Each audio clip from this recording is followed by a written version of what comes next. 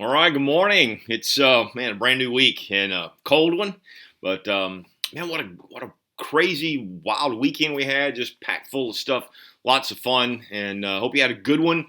We took off early Friday morning, headed over to Peachtree City, hung out with my oldest son and my two granddaughters and my daughter-in-law, and then Friday night we had a little Christmas deal with Allie at her school, and so we watched that and enjoyed all of that little program that they had. And then Saturday we played around there in Peachtree, did a little walk. Went to Frozen, where my little granddaughter was in the play. So we did that and then rushed back. I mean, when I say run, we didn't break the laws, but we hustled back to see the Squadron, Birmingham NBA G League was having Hero Night. And so our son Jackson, who's a first responder, and he and his crew are being recognized for saving a little 5-year-old boy out of a fire a few weeks ago. And so that was that, and it was fun. And then yesterday, church, which we had our Christmas service.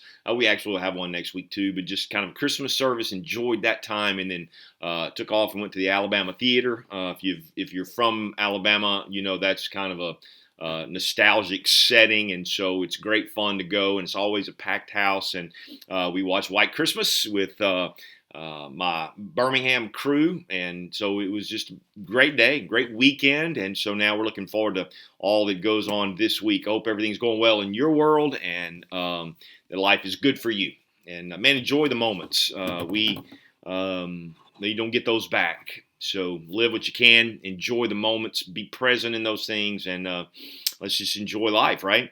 Hey, we're in a passage today. We'll be finishing 2 Timothy this week, Lord willing, and man, it's been so rich.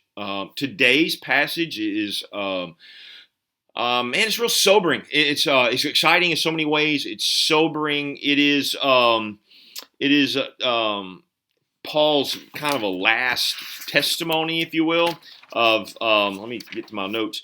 It's kind of his life in a statement. And when you think about it, and you think about your life in a statement, wow, what comes to mind, right? If you were to write your own epitaph, what's going to be on the tombstone, or if you were going to write your eulogy of what would be said about you, what would be said? What would you say about yourself when it gets to the end of life? And I think in order to have that accomplished, you ought to know where you're going in life. And this is what Paul is doing here. And so we're looking at, Paul knows this is his last letter. This is actually one of the last paragraphs of the last letter of anything we're going to hear of the Apostle Paul.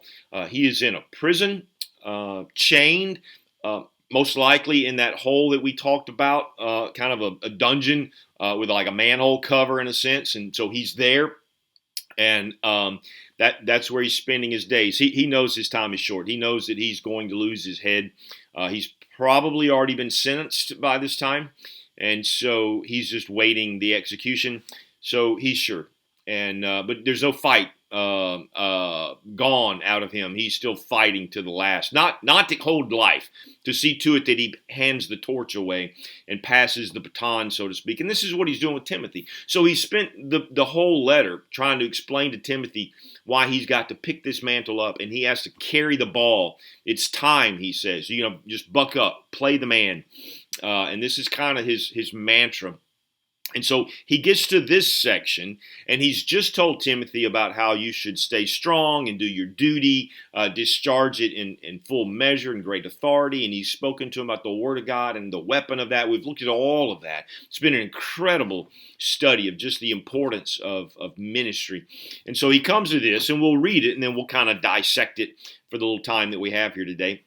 He says, Paul says to Timothy, let's pick it up in verse 4. He says, no, verse 5, but you, Timothy, like in contrast to all of the naysayers and all of the false teachers, but you keep your head in all situations. Don't lose perspective. Endure hardship. Do the work of an evangelist. Discharge all your duties of ministry. So he's saying, hey, Timothy, make sure you do that. And he goes, hey, and as for me, man, my time's come. For I am already being poured out like a drink offering, and the time for my departure is near. I I have fought the good fight. I have finished the race. I have kept the faith. Now there is in store for me the crown of righteousness, which the Lord, the righteous judge, will award to me on that day.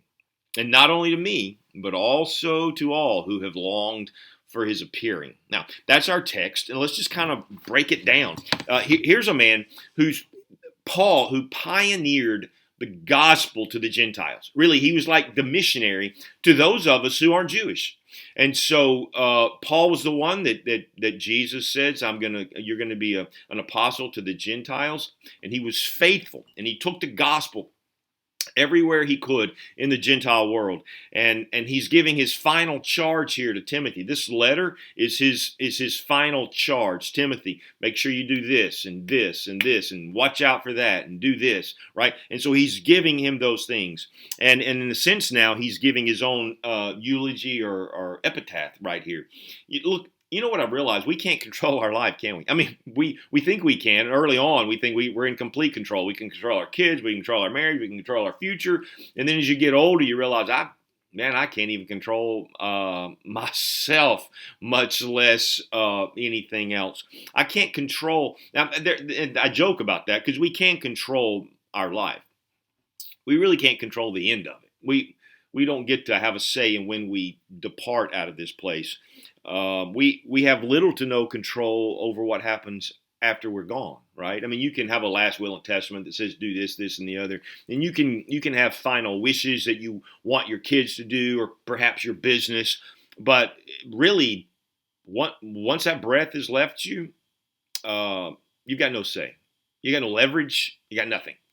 And so this is Paul giving Timothy that final epitaph, really as a way to encourage Timothy to fight the fight and to do what's necessary. So we're going to find some really good truth. Those of us that are listening to this today are going to find some great application for this, and that's what I'm excited to get to. So, when you get to a certain end of life, you can't correct past mistakes, right? I mean, like right now, most of us are still young enough that hey, if we screwed up or we fell into some addiction or whatever's going on, we can make correction, right? We can change. Today we can turn around, we can change our life at any moment that we choose to. We can make amends for the past in a sense of saying of our forgivenesses of, you can't really right the wrongs, but you can put them behind you.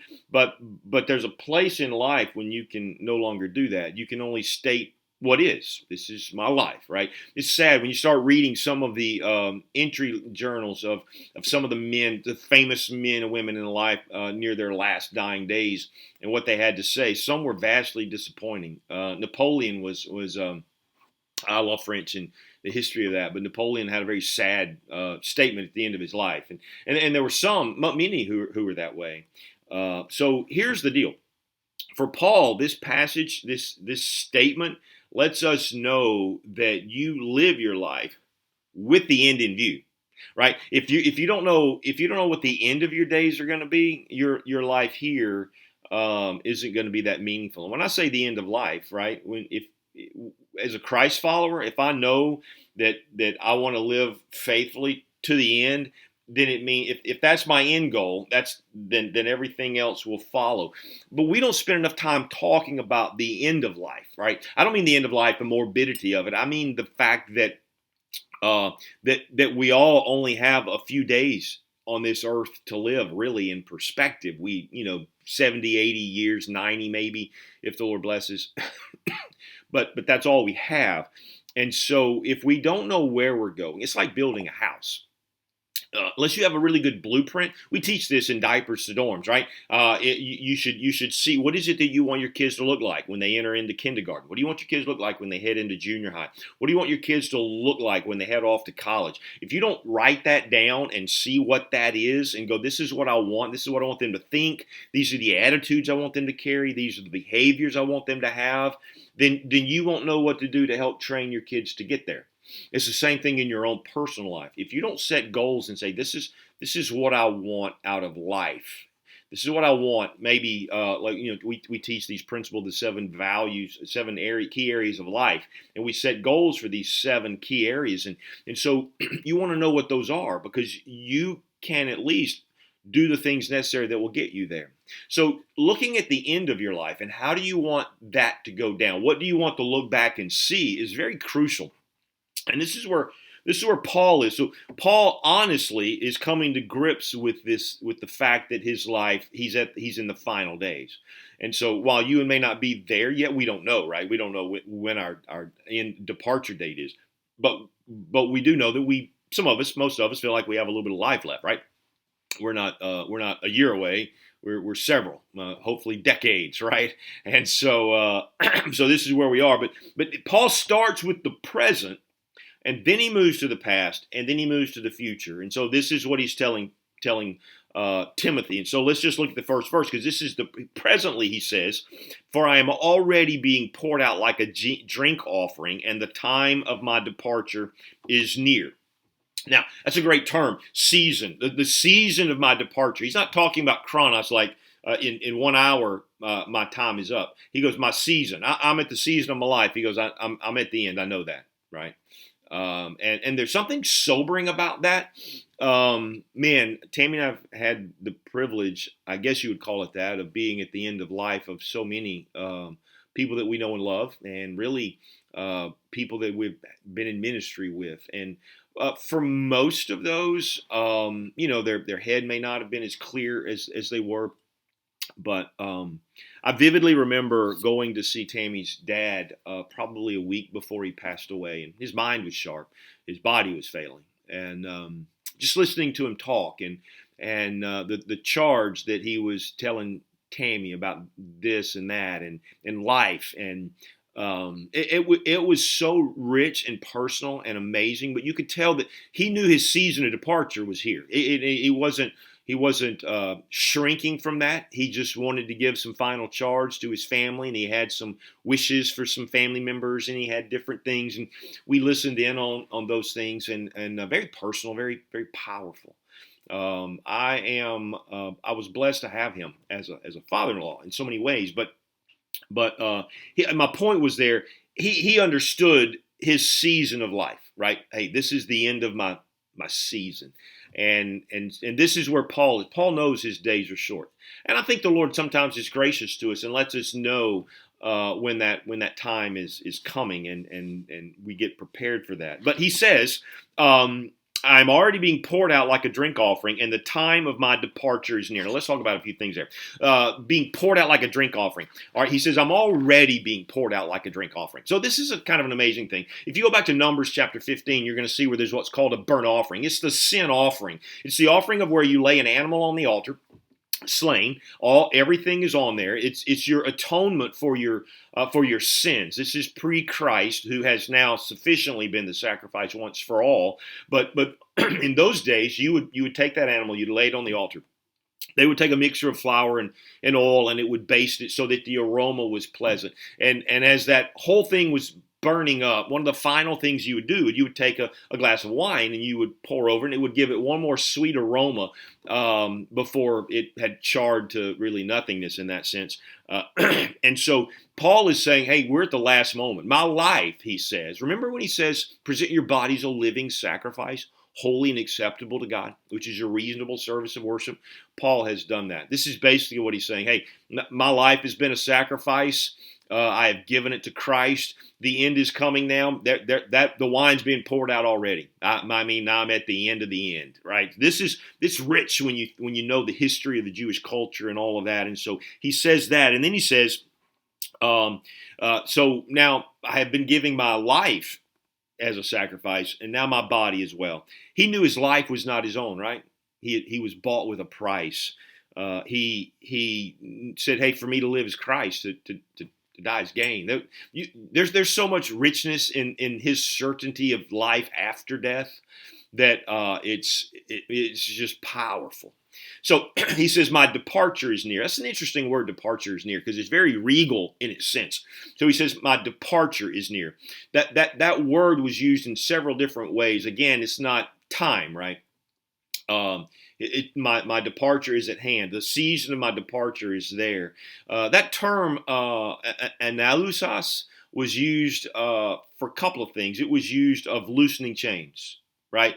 So he's like, hey, my chains are coming off. Not freedom in the sense, I mean, true freedom from being bound to this decaying, decrepit body. My departure is near. Hey, man, my death chains are coming off. I'm going to be more alive in a minute than I've ever been.